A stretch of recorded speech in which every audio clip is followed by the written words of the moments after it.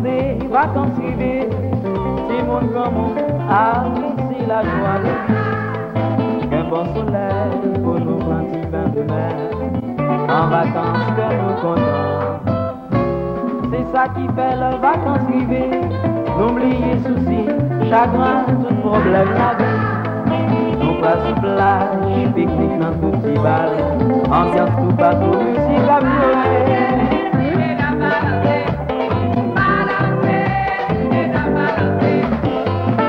Bon soleil, nous prenons promenade. Ah oui, c'est vacances que nous comptons. Welcome to another episode of the Caribbean Report. This is the second week in June, as we've been telling you, this is Caribbean American Heritage Month, and it goes on the entire month of June. This is only the second annual occurrence of this month. So if you're watching a recording of this, you can still get information regarding this month.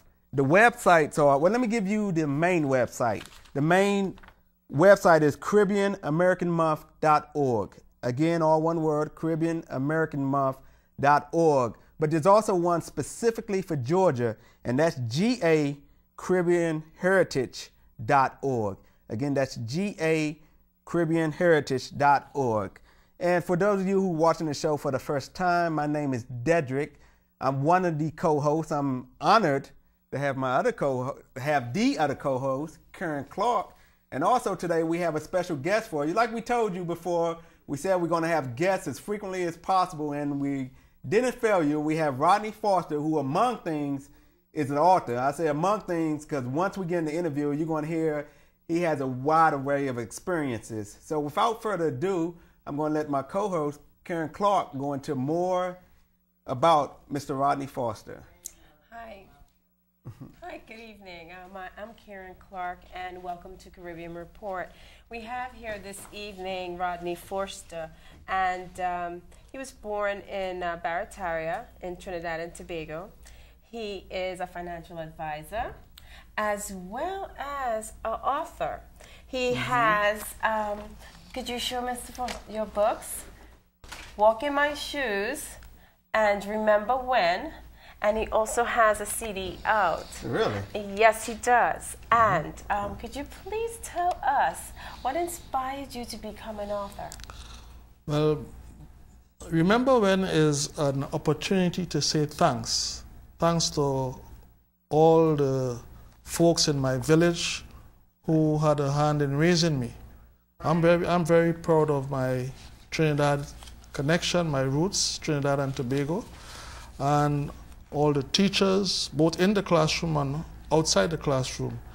And I started writing Remember When I went to Brooklyn. The winter kept me inside, so I was a bit lonely and started writing about the things that we were doing in the Caribbean where there's no snow. So I wrote about cricket, going in the shop, and my girlfriends and stuff like that, you know. So Brooklyn gave me the environment to reflect on my good times in Trinidad and Tobago. Now, when you first start writing Remember When, were you setting out to be an author, or was just you were just wanting to put down, basically as a hobby? Was it something you were just putting down your memoirs and then say, I can actually publish this as a book, or did you set out to do that from the beginning? Oh, you hit it right on the head. As a Caribbean student, one of the subjects we did in the classroom was composition. Okay. Where the teachers would let us run free with our imaginations, writing essays. And I was pretty good at that, writing essays. And I continued at writing little short stories, etc.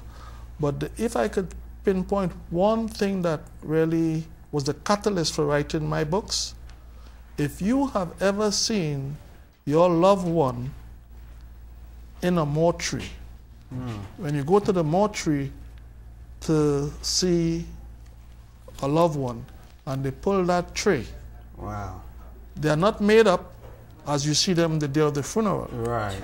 But when my stepfather died, I went to the Tunapuna mortuary funeral home, Right. Allen's funeral home, and when he pulled the drawer and I saw my stepfather, a man who I love dearly, and realized that there was nothing else he could do on this land,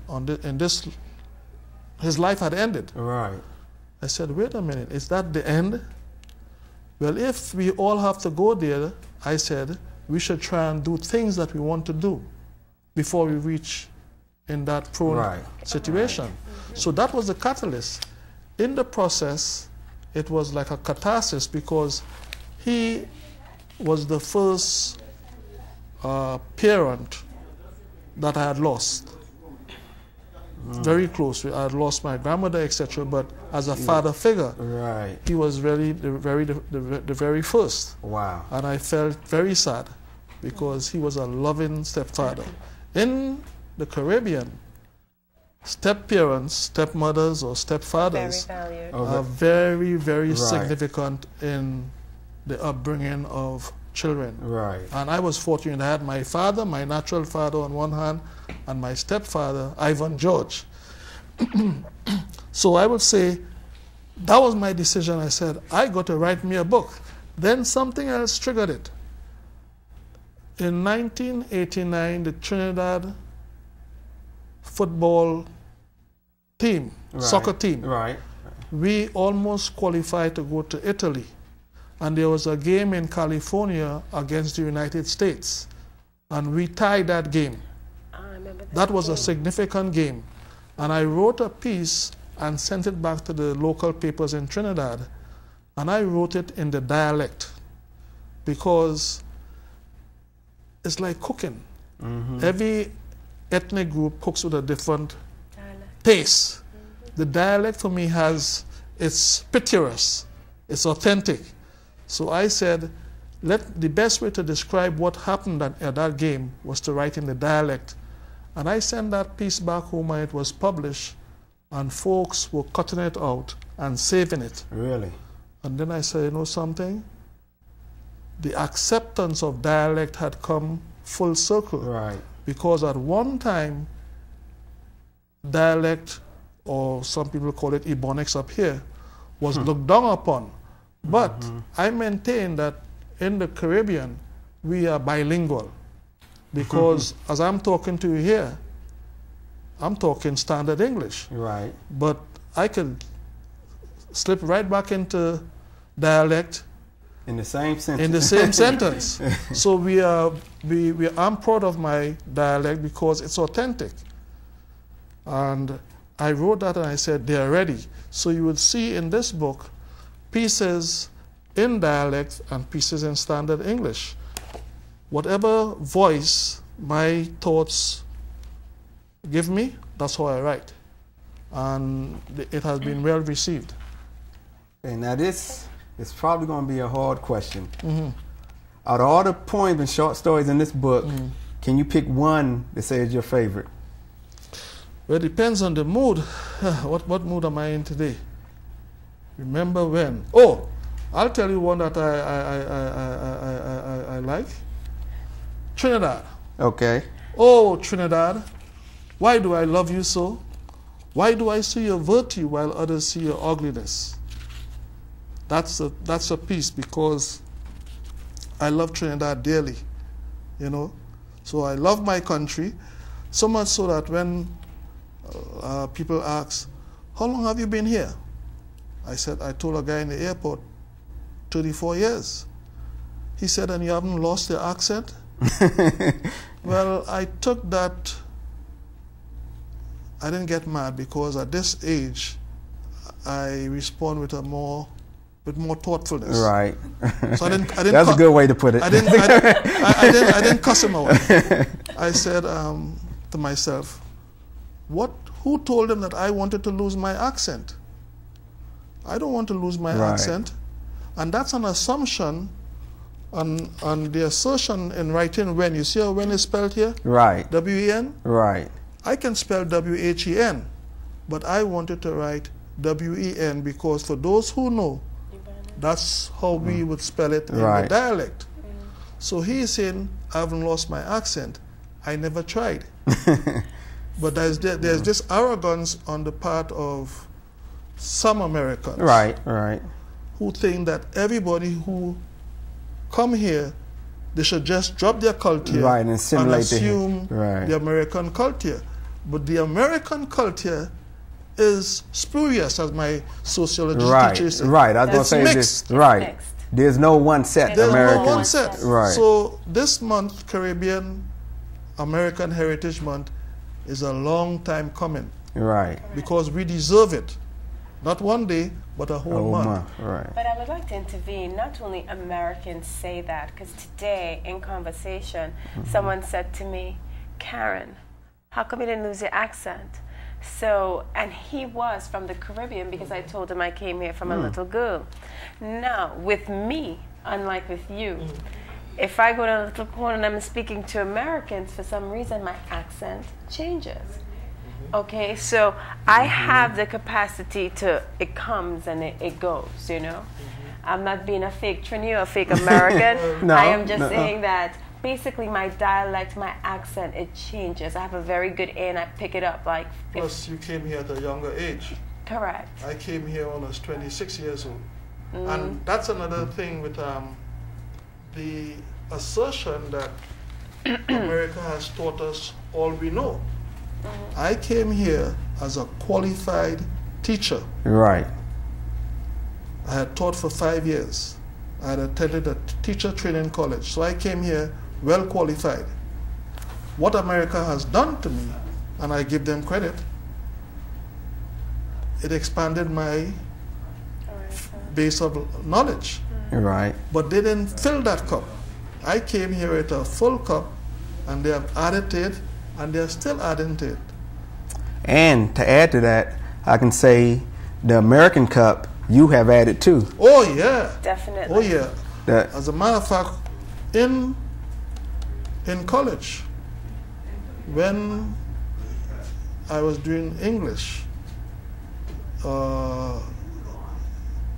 the islands in the Caribbean were British ruled. right. Right. Britain had us as colonies, and our spelling was based on the English way. For a word like labor, Yes, L-A-B-O-R, we would spell it L-A-B-O-U-R, Right. and neighbor, etc. Right. So I quickly had to learn to spell American. Right. And when the students were saying, or some of the teachers would say, you're spelling the word incorrectly, I said, no. It's That is different. right. It's differently, and if you understand where the Caribbean people have come from, Right. then you wouldn't make that error. So we had to educate the professors. But what I have to say on that level too, the American English is the slang. English because Oh, yeah. because Yeah, they came from a British colony, the roots of it. Okay, it's the mother England, correct? So That's correct. so where That's did they correct. get their spelling from? Well, even so, one of my friends who Okay. did advanced studies in England, if you go back before standard English became standard, Right.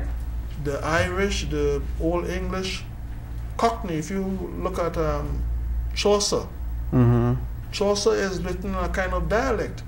As a matter of fact, one can make the case that all language is dialect. It's by Right. it's by economic forces and sometimes brute force Right. that dialect becomes a standard. Right. You're absolutely right about You that. know, Because how many words that you could say were quote unquote slang end up becoming part of the dictionary? That's correct. Yeah. That is correct. So language is a very powerful tool. If you want to destroy a culture, destroy the language. Just think about it. That's Where true. is the Native American culture today? Yeah. If you destroy That's a true. person's language, and that's why I retain that Remember Trinidad when? Right. language, it's more authentic. It's not a qualitative thing. It's different, Right. and it has its own, what do you call it, grammar Right. and style, just as standard English has its own. And we, from the Caribbean, I tell you, we have an advantage. We have mastered both. Oh, yeah. That's a good point. Yes. Is this something that possibly you will teach? Because you said you taught on a college level. Yeah, you know something? I can see one of my goals for this book is to do what we used to do back in the day. If you remember, we used to have our French and Spanish readers, and we would translate from French to English. Well, I could make a case for having my students go and write out this piece that is in the dialect in standard English. Right. Correct. Because you have to start where the child is, or where the student is. If the child has come to the classroom speaking and writing in dialect, and you put him to write an essay, and he writes, whether it be Ebonics or so, accept it. Right. And show him where it's suitable or appropriate, and teach him the standard English that is universal. That is how you educate the child. Don't mark an X on his book because he is spelling the word differently. Right. Take his spelling and show him that there are two ways. The standard way, which is the universal language, and you can retain your dialect so that we could tell our stories and we could talk to one another privately. Have you ever been in an elevator where the folks are talking different languages? Oh, definitely, many times. And how do you feel? Isolated. Right, I was going to say left out, but that's even a better word. Right, isolated or left out, and sometimes it's intentional. So why can't I meet you and do the same? Hey, what's going on, man? Say, what he said? I don't want you to know what I said. Yeah, so it has its place. Well, I can understand what you're saying with that, and probably if we implement those type of standards in school, because there are different ways to grab a child's attention, so they don't feel separated, they don't feel that they're not smart, because where they come from, how they speak is a little bit different. Because in my house, you had to speak a certain way at the table. That's it, or you got in trouble. Proper English, please. This type of thing. But then, you know, when you're behind other doors and you're out in the street, you speak a different way. That's correct. We had the privilege, I would say, to understand both. Because in the business world, they accept one.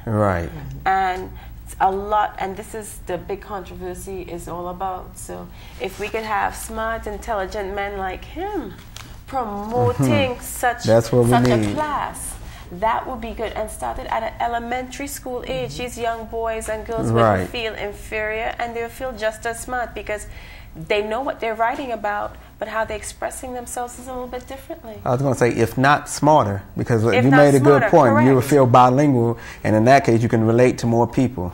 And also, I had an experience where a professor, there are certain words that has a connotation that would tell me where you came from. I had written, all I had to eat that morning was a piece of bake and a cup of tea. I know what that is. In context, a piece of bake and a cup of tea, for those who understand that, it will tell you my economic circumstances. It's almost like saying, what do you all call it? The cereal, what the lowest grade of cereal that the Americans use. I don't know. Cornflakes? Not even cornflakes. That's I was gonna say that's even lower. Some of those grits or something like that. Grits? Really? There's one that the poor folks use. Cream of wheat is high class. Well, not the oatmeal. Oatmeal. Oh, okay. Yeah. The oatmeal though. Right. Okay. Yeah, we know. Well, me too. I grew up on oatmeal. Back in the day. I'm still eating it. You still eat it? Yeah, I know. It shows that it's good for your heart. Yes, it is. It's good for the Back in cholesterol. the day, if you told somebody all you had for the morning was some oatmeal, you didn't have bacon and eggs. Right. That's a different breakfast altogether. Oh, I see. I I follow you. I understand. follow. Yeah. I understand. So the guy said, I couldn't use bake as a noun. Because they thinking it's just a verb, but they don't know what bake is. But a piece of bake, man. Back in the day, you got a piece of bake, you could go for the whole day, man. And it has all the nutrients of ham and eggs or whatever. Right. Really? A piece of bake. Well, fill me up, so much. It fill me up. Well, I have to have saltfish for that too. Yeah. Well, some days you didn't have anything. Bake and some bush tea. And we went in there and competed with them. Yes. With those who had ham and eggs and stuff like that. Once you had something down there. Right. So I had to point out to the guy that bake can be used as a noun.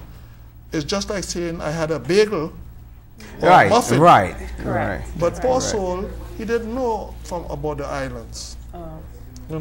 So rather than get angry, at 27 I was more mature and I showed him the usage of bake as a noun.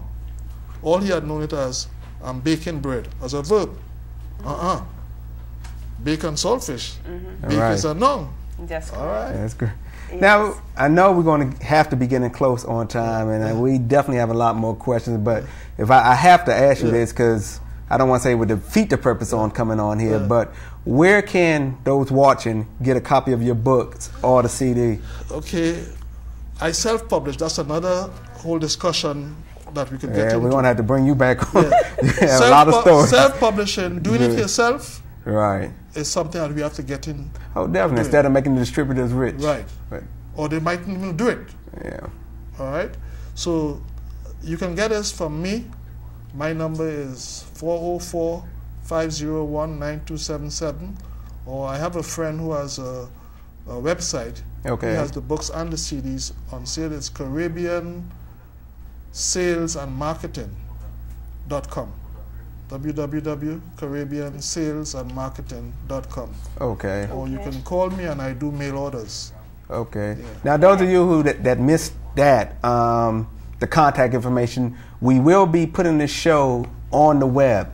I don't have the exact address right now, but I promise you next week's show, I will have the address where you can get to this show, which would include copies of it and all the information you need and contact information for us. And what I would like to say is thank you very much. Thank you very much. And this is my second visit to this studio. Really? And the Lord is speaking to me with regard to my writing. This book, the first book was published in 1989. And I repackaged it. And it's going to take off even bigger and better. Okay. So that is what you're giving back to the Caribbean community. That's the essence of this gift. I have to give back what I received from my village. This one here, Walk in My Shoes, I give credit to my two loves. As I said on this thing here, I'm like a man in love with two women, America and Trinidad. And that's a beautiful thing to say. It's a wonderful thing, right? You're blending both. And I call myself a Trinidadian American because I've lived more years here than back in Trinidad. Right.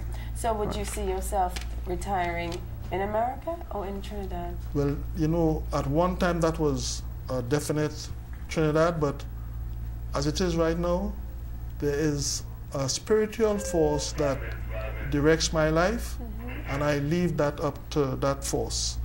Because when you called yesterday, this meeting was not on my agenda. So I have left those events up to the man upstairs or the person upstairs. Politically correct. We're going to most likely nominate you to be on this. There is this website that is, let me give you the website address. It's afiwi.com.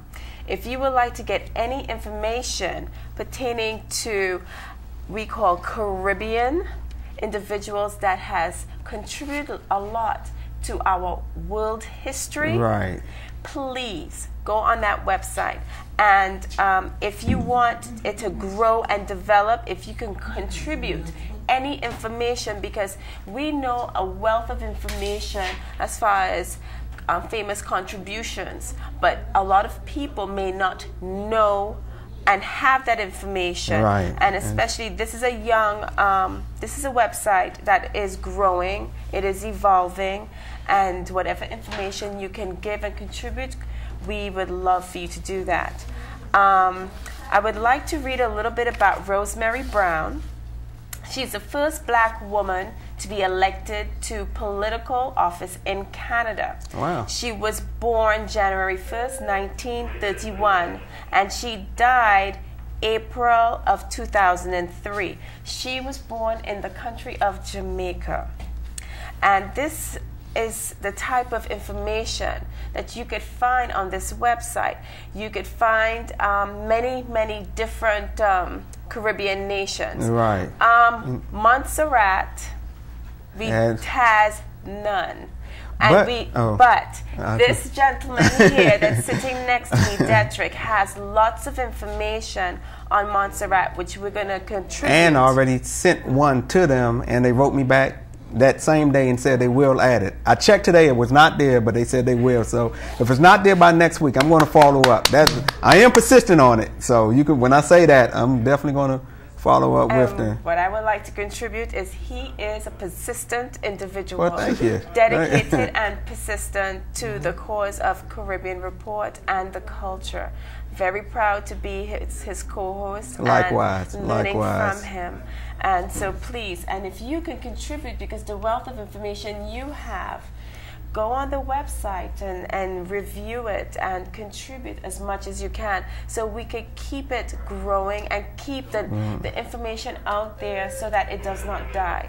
Right, and I'm definitely going to add the link to that site to our website when it's up. All these sites that we're going to mention on these various shows will be linked to our website. So look forward to that next week. I will have that web address for you. And I hear the music time just goes way too fast.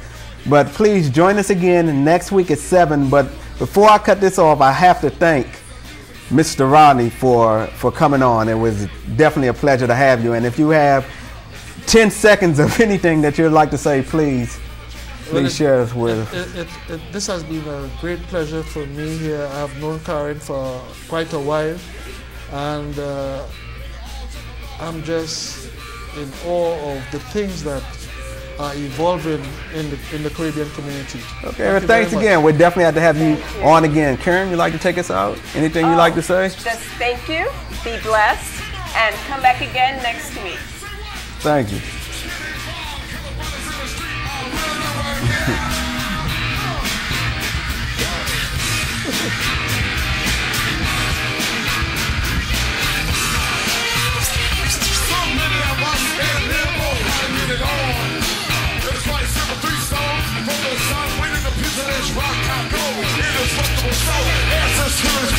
Little brothers in the streets, and the prison's history should be